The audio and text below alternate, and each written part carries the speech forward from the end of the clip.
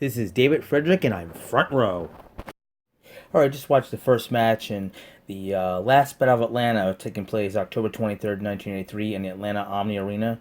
The first match: Les Thornton versus Chief Joe Lightfoot, both former NWA Junior Heavyweight champions. Not too bad a match for junior heavyweight wrestlers.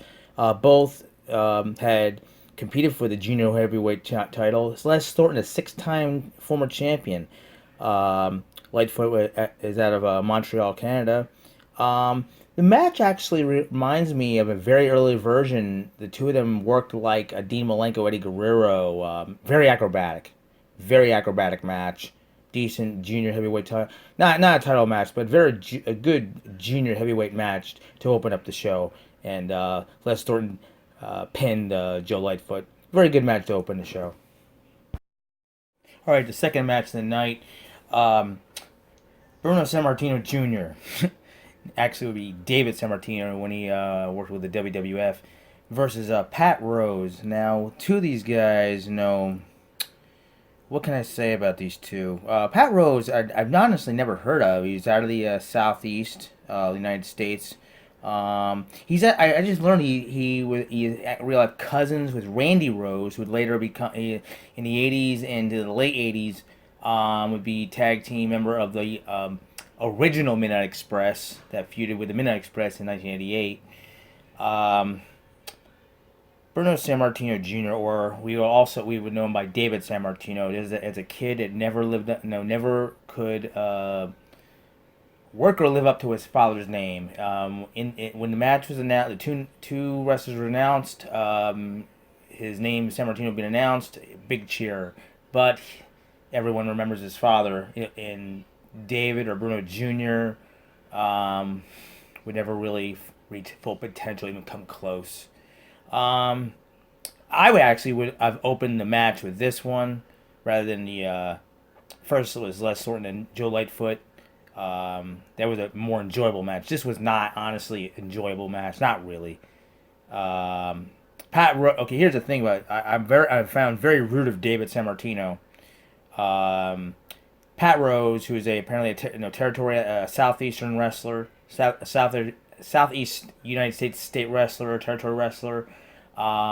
He put his hand out for it's to shake hands for respect to open this match. David ignored him putting his hand out. He stared at him, and then as they started getting ready to grapple, getting ready to work together, David tapped or kind of slapped Pat Rose's hand away. Okay, whatever. It's very rude of David Bruno Jr. In this match, I'd call him Bruno Jr. But this kid, he was nowhere near what his father. And I find far more respect for Pat Rose. And unfortunately, I have to say, it was a nice end. It was a nice kind of ending, a finish. Bruno Sammartino Jr. David, when he threw Pat Rose into the ropes, he picks Pat Rose into a kind of a power slam and pins Pat Rose. As reminiscent more of it was a power move, more of his father. Bruno Sammartino Jr. David, he is very much like a midget size of his father. Sorry to say, he can never be come close to the image of his father. And sorry if you're using the father's last name. He got the cheers. He has kind of a look, but he did win the match. But I'd give Pat Rose more respect for this in this match. All right, third match of the night. Apparently, the mask versus mask match in between two legends. Even though it's 1993, legends of the South. It was supposed to be Mr. Wrestling masked and Mr. Wrestling 2 masked, who would lose their mask, but apparently Mr. Wrestling had a leg problem or something. I wasn't sure. He's on a crutch and could not wrestle. He was not medically clear. So he had Bob Roop. So the match was actually Mr. Wrestling 2 versus Bob Roop, and Bob Roop I read a lot about from Florida and the South area. Bob Roop, I didn't see. I've never really. It's the first time I've ever seen him actually in a match. And as much as I've read about him, was he always this kind of bulky or bulgy? I mean, God, guys like Dusty Rhodes and others, Vader, Bigelow, Bam Bam Bigelow, Bundy. I mean, guys bigger than Bob Roop could wrestle or move faster than he did. He could hardly move. He was moving like he was 1,000 pounds. Honest to God, it wasn't really not that decent of a match. Match of this kind of of a stipulation, mask versus mask. I think would be later in the show. I think second to last, but because Bob Roop, and I don't want to disrespect Bob Roop, he didn't work that well in this match at all. And Mr. Wrestling 2 defeated him. So in the stipulation that Bob Roop lost, Mr. Wrestling would have to unmask. Something went wrong in the unmasking there. It was a camera work a lot. The referee for the first three matches was Scrappy McGowan. He was ordering Mr. Wrestling to unmask, and I think the Scrappy McGowan, the referee, was arguing. You got to unmask. Robert lost. Mr. Wrestling 2 went to grab the mask. Mr. Wrestling 2 was in the ring. Mr. Wrestling was outside the ring while the referee was arguing. You got to take the mask off.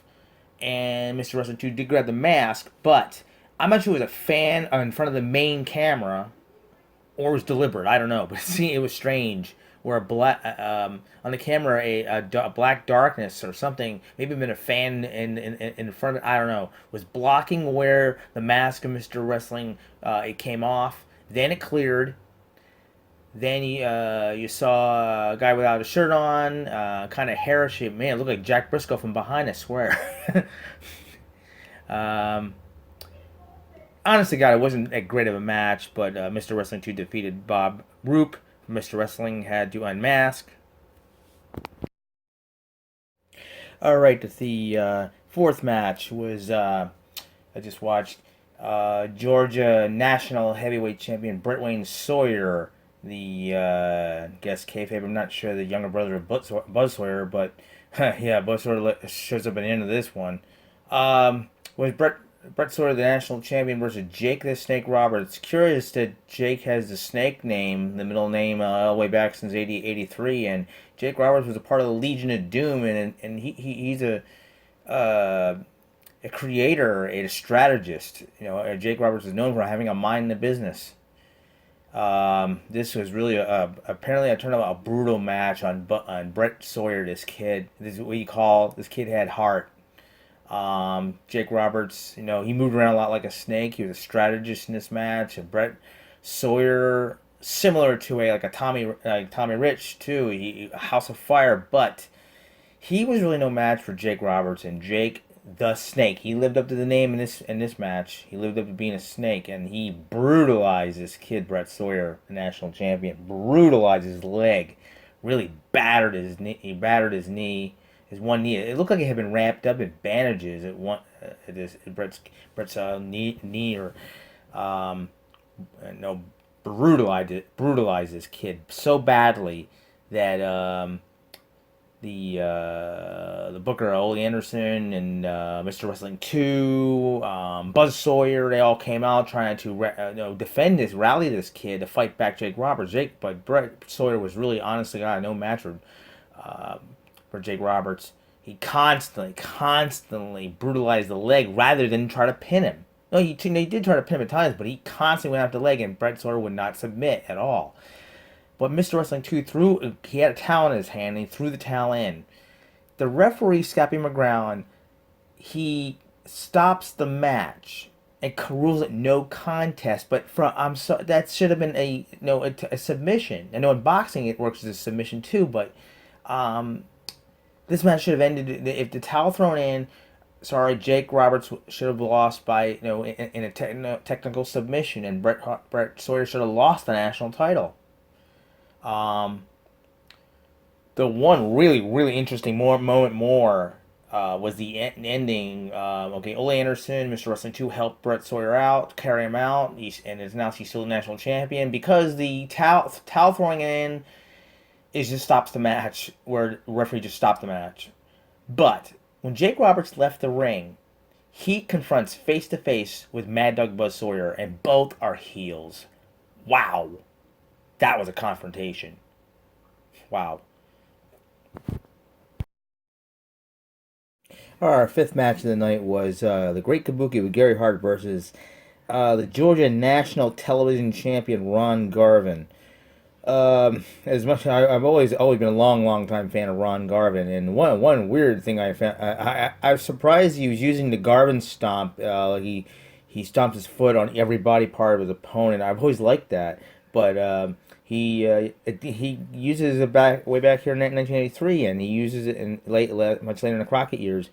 Apparently, the TV title is only on the line for, I'm not sure the time limit as it was announced, but they kept announcing that the title was on they're working on the time limit versus the TV title on the line. Apparently, I've seen sometimes matches that have occurred like this, where the once a certain amount of time has passed, the TV title is on the line. Once, say 15 minutes, then past into the 20-minute mark, the TV title is no longer on the line. Well, I've always been a fan of Great Kabuki too. Great, fascinating, great attraction. The the ending came when Ronnie Garvin was knocked out of the ring, and he started fighting with manager Gary Hart, and he started pounding on Gary Hart. Gary Hart's trying to actually defend himself. Now, there's apparently a fan. This happened the second time. The fan is apparently so close to a main camera, wherever the main camera for this, with how they taped this show. The one fan stands up and he blocks the camera view. However, Kabuki does pin Ron Garvin, but however he did it was by weapon or by move. It was blocked by this fan that when the fans stand up, they block the camera view. That was unfortunate. But Ron Garvin retained the national TV title, even though he lost the match. It was a so-so match. Alright, the sixth match of the night. National Tag Team Champions, the Road Warriors versus Jimmy Valiant and Pez Whatley. Oh my god, was this a strange outcome, let alone the match. If 1983 is a breakout year, the Road Warriors, Hawk and Animal, and it was strange to see them get dominated by Jimmy, the Boogie Woogie Man Valiant, and Pez Whatley.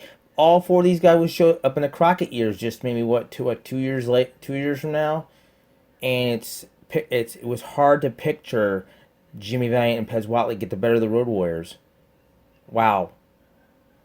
It was downright strange to see this.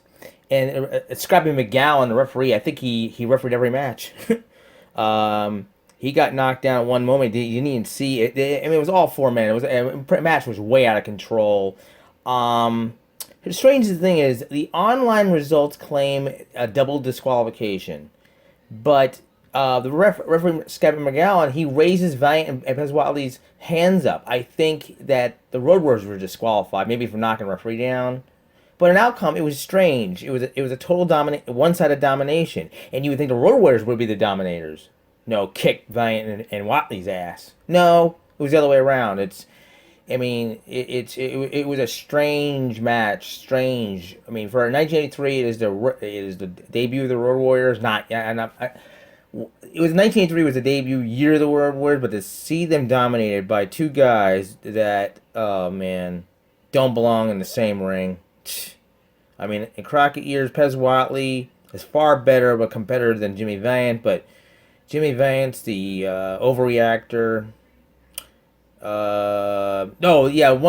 One more strange moment. Scrappy McGowan, when I said he got knocked down, you're not going to believe who briefly took his place as a referee and went to attempt to count out the Road Warriors.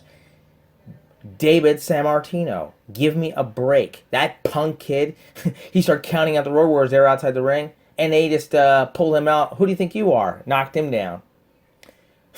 Give me a break, that Punk kid. Um, then the Roars left the ring. Um, Pez Wiley threw a plastic chair in the ring. Jimmy Vance sits down. Pez Wiley sits on one of Jimmy Vance's thighs, his lap, and David sits on Jimmy's other thighs and trying to call back the Road Warriors. Well, this was a strange outcome of a match.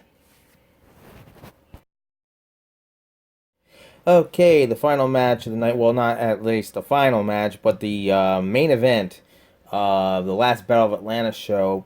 Tommy Wildfire Rich versus Mad Dog Buzz Sawyer in a steel cage with a roof on the top, and today it's considered the first Hell in a Cell. Well, for Southern wrestling probably. A couple interesting tidbits. Interesting things about this match. Besides the roof on the cage. Interesting stipulations. Paul Ellering, Mad Dog Buzz Sawyer's manager, Paul Ellering, in the cage hung above the roof cage. Also, lights, in a sense, a lights out. One more to that, the lights out. If both wrestlers were flat out on a mat, the ring announcers is gonna count to 10 and see who stands up. In a sense, a last man standing or lights out.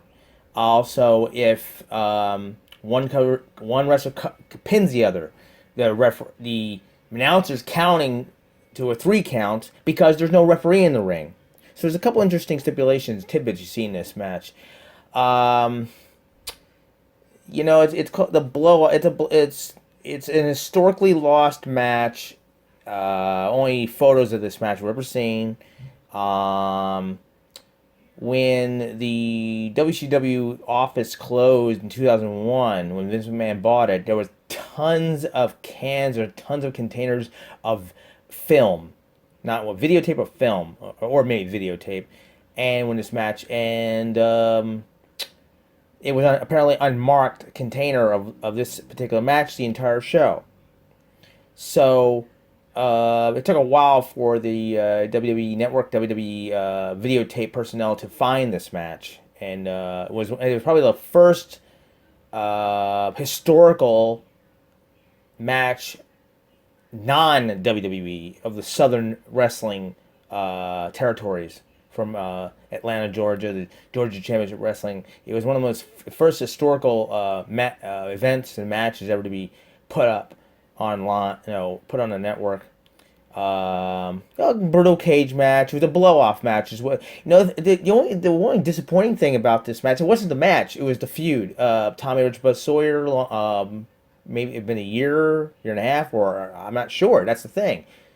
Unless you lived in the Atlanta area, did you know about this feud or watch their matches or at the Atlanta Omni? And since we're only seeing the blow-off match, the last match called the Last Battle of Atlanta, the ending of their feud, this is the only match you get to see. So it's kind of disappointing. You don't get to see the other matches unless you live down there or saw it on TV. Brutal cage match, bloody. It's typical of the two, typical of this cage, typical of Georgia. The strange thing about the roof of the cage, the way it looks, very flimsy. Because when Mad Dog Buzz Sawyer is announced, he grabs the roof from the inside. It's like very, very flimsy. You could never even stand on top of that. And several times with the last man standing, with the announcer having to announce the count.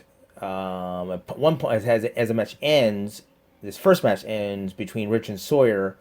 The announcer started about a half dozen times, 3, 4, 5, 6 times. I now was counting counting it to the 10 count. No, we only reached maybe up to maybe 8, 6, 7, 8. But when Tommy Rich had pulled himself up, dragged himself over to cover a totally flat out Buzz Sawyer, covered him. Announcer counts to 3. Tommy Rich wins the Last Battle of Atlanta cage. And now there's going to be the next other stipulation that Olli Anderson gets 5 minutes to ring with Doug Buzz Sawyer's manager, Paul Ellering. Okay, which ended up being the last match in a sense in the ending. It was a stipulation, a part of the Last Battle of Atlanta with Tommy Rich Buzz Sawyer was Buzz Sawyer's manager. Paul Ellering had to take on Olli Anderson, who is in a sense like what Dusty Rhodes became in the Crockett area, the Booker part owner. But Olli Anderson got some time against Paul Ellering, probably because maybe Paul Ellering constantly interference with Buzz Sawyer's matches. Unsure because we didn't see much of the Buzz Sawyer Tommy Rich feud. But anyway, Ole Anderson really dominated Paul Ellering. Paul Ellering's a muscular guy. He's a bodybuilder. The manager of the Legion of Doom would be the Road Warriors, Jake Roberts, a couple of others. Ole Anderson really kicked Paul Ellering's butt. I mean, wow, whipped his ass, and it's like being a manager that he didn't fight back. Paul Ellering didn't fight back at all for a while, and he's in his wrestling attire, not like he's in a street clothing. Ole Anderson was in street clothing, and Ole really kicked his ass, and it's ironic that Ole would kick Paul Ellering's ass in street clothing, where Paul Ellering's in wrestling tights. The really strange thing to see is Paul Ellering with blonde hair. It doesn't fit him. We reviewed this when his match first came out. Me and Jose, and you could see a video of us watching this match. And I said Paul Ellering really got his ass kicked in this match, but he made a comeback. Did an atomic drop on Ole Anderson that split Ole Anderson's jeans. That couldn't have been planned. Oh my god. But it ended up becoming almost a back and forth fight, almost. But Ole Anderson, Anderson beat Paul Ellering, and won his match, his stipulated match. But then came in a guy with a red shirt, and you had to really take a good close look if you could possibly, and his hair more like it was Jake the Snake Roberts, and he took off his belt, and as Paul Ellering held Ole Anderson, Jake Roberts started whipping Ole Anderson with his belt. He rolled up in his fist and punched Ole. Wow, I tell you what, it's been said many times by many wrestlers of the South, the fans, they surrounded the cage. Wow. There was many announcements during the Rich Sawyer cage match that please stay away from the cage. You can see one guy almost try to climb the cage on the left side. The fans surrounded the cage while Jake Roberts attacked Ole Anderson. Like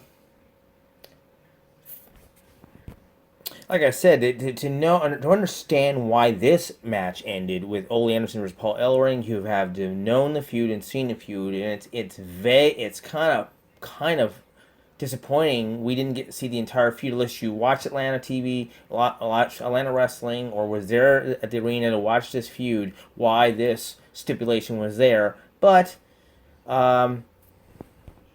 tell you one thing, Ole Anderson was the baby face, that's for sure. It's strange. You have the Atlanta. Well, Ole Anderson is the partial owner of the Atlanta area, and he is a big baby face. It's kind of strange to see Ole cheered and the fans cheering Ole. Well, it's Atlanta, but he won't be cheered eventually when he as eventually becomes a member of the Four Horsemen. In only 2 more years.